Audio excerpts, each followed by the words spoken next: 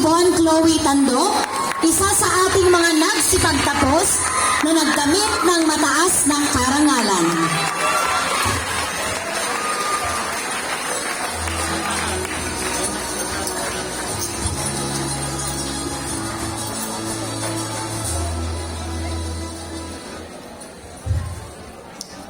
Ilang minuto na lang at matatapos na ang inilaang programa sa atin.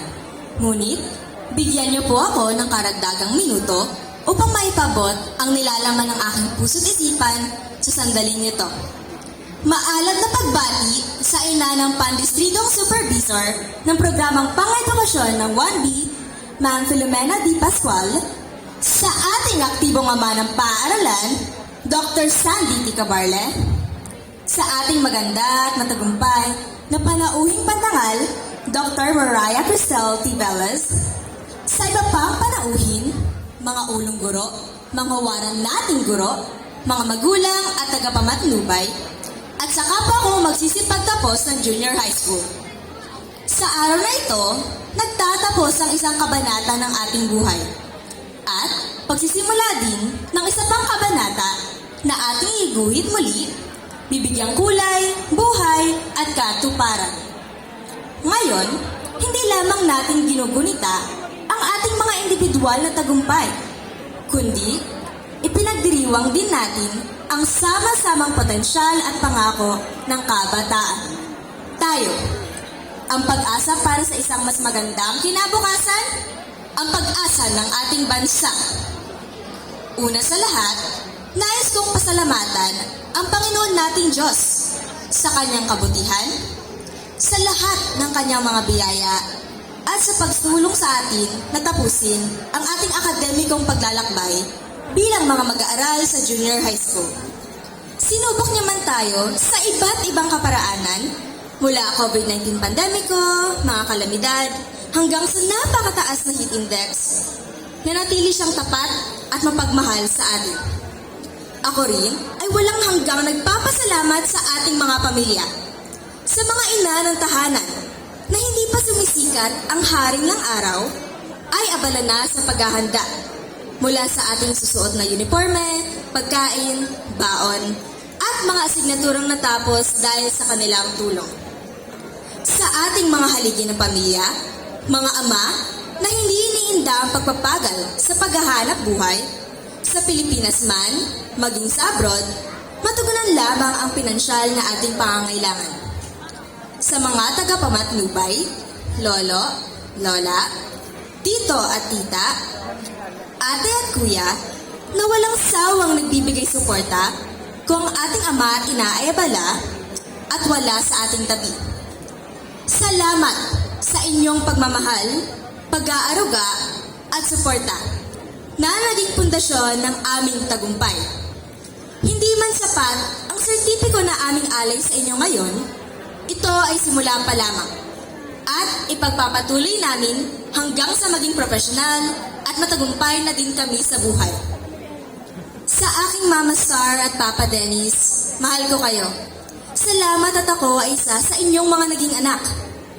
Mula sa paghubog ng aking isipan, puso, pagdedesisyon, hanggang sa pag-abot sa aking mga pangarap, kayo ang aking naging inspirasyon sa buhay. Sa mga pangaral at paggabay, lahat ito ay aking pinasasalamatan at magsisilbing sandigan sa anumang landas na aking tatahakin. I promise to cherish you eternally and to love you both, always and forever. Sa aking kuya at kapatid, lola at tita Mean na nagbibigay ngiti at suporta sa akin, salamat. I consider you, my family, as the greatest blessing in my life. Taos-puso rin po akong nagpapasalamat sa aming mga marangal, butihin at dedikadong guro na laking makabuluhan sa paghubog ng aming buhay. Thank you for your commitment, guidance, and wisdom that empowered us to dream big and inspired us to be positive in everything we do.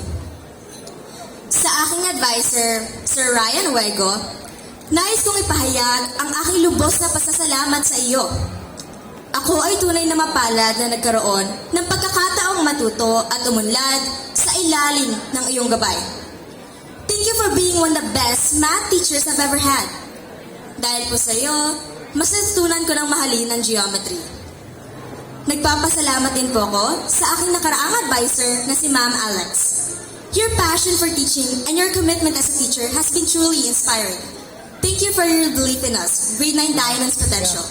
I am profoundly thankful for the impact you had on my academic journey and personal development.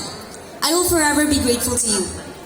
At sa aking mga naging guro sa NCNHS, katulad ni Ma'am Jenna, Sir Leonard, Ma'am Giselle, and Ma'am Aura, at coach sa competitions na si Ma'am Lane at Ma'am Grace, maraming salamat po sa lahat ng tinuro niyo sa akin. Your influence will continue to resonate within me as I pursue my dreams. And to my teachers in grade 10, I thank you. Thank you, Ma'am Carol, for your unwavering support and tireless commitment. May we meet again someday. Kay Ma'am Elaine, Sir Charlie, at Ma'am Jolene, salamat po sa mga napakahalagang aral, kaalaman, at kasanayan na ibinigay ninyo sa akin. To Ma'am Merjo, Sir Rod, and Sir William, thank you for being one of the kindest and understanding teachers out there. Sa aking newspaper advisor, Ma'am Rosel, journalist coach, Ma'am Maine, at club advisor, Ma'am Lorena, nagpapasalamat po ako sa inyo sa mga aral na ituro ninyo sa akin at sa inyong suporta. Gusto ko rin po pasalamatan ang aking mga naging kamag-aral at kaibigan. I am grateful for all the fundamental memories you have given me. Thank you guys for making school fun. I would especially like to thank a few specific friends of mine. Firstly, to my Francis Elementary Marlet, thank you for your friendship. I just wanted to take a moment to express my heartfelt gratitude for having you in my life. You are an incredible source of joy, support, and inspiration, and I can't thank you enough for being the amazing person that you are. Second, to Eli and Macy, thank you for being there for me in 9th grade. I want to acknowledge and thank you for all the laughters and fun times we've shared. Salamat din sa aking katabi, Nikki. Nais kong pahayag ang aking pasasalamat sa mga tawanan at masasayang oras na pinagsaluhan natin. To Aid, Kim, Daphne, Ryan, Angel, Emmy, Monique, Faith, Joy, and so on, thank you for the comfort, for assisting me regarding my injury, and for the support you guys have shown me. Pasasalamat sa lahat ng bumubuo ng NCNHS family. Mula sa mga school guards, mga tindera sa kantin, sa ating school maintenance hanggang sa ating mga administrador, maraming salamat sa walang humpay na pagsisikap sa likod ng eksena. Sa aking kapwa-completers, magkasama tayong nagsalo-salo ng mga tawa, luha, at mga ala-ala na hindi malilimutan. Ang ating sama-samang determinasyon at katatagan ay nagdala sa atin sa mahalagang sandali na ito.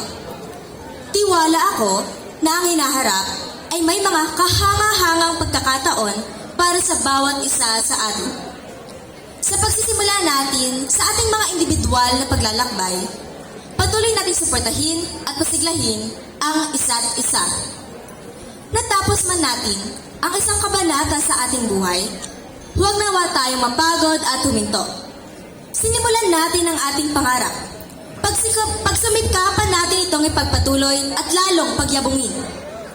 Huwag nating biguin ang ating inang bayan, maging inspirasyon at pundasyon tayo ng isang bagong Pilipinas. Sumasalamin sa bagong sibol ng pag-asa at pag-unlad. Tayo ay mga kabataang Pilipino para sa matatag na kinabukasan ng bagong Pilipinas. Patnubayan nawa tayo ng poong may kapal.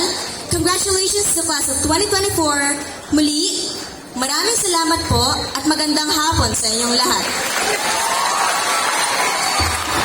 Muli, pasalubungan natin si Yvonne Chloe Del Cando para sa kanyang mensahe ng pasasalamat. At ngayon naman, ating pakinggan ang panunumpa ng pangako ng katapatan ng ating mga nagsipag-usad na sa pangunguna ni Nyraling P. Pordan.